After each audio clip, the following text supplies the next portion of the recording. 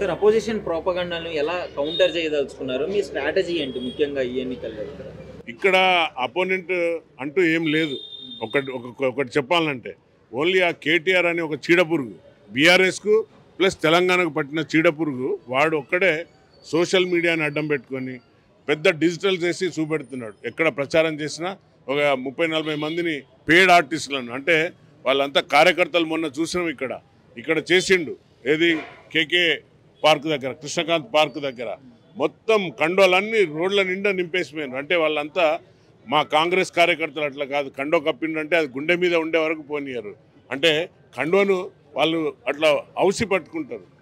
ఇక్కడ చూస్తే మొత్తం గల్లీలలో మొత్తం కూడా కండోలు ఎక్కడ చూడు చెత్త పడేసిపోయినారు. దాన్ని బట్టి క్లియర్గా అర్థమవుతుంది ఏంటంటే వాళ్ళంతా పేడ్ ఆర్టిస్ట్స్. పేడ్ అంటే ఎక్కడెక్కడో తెచ్చి ఇక్కడ షో చేసిండు.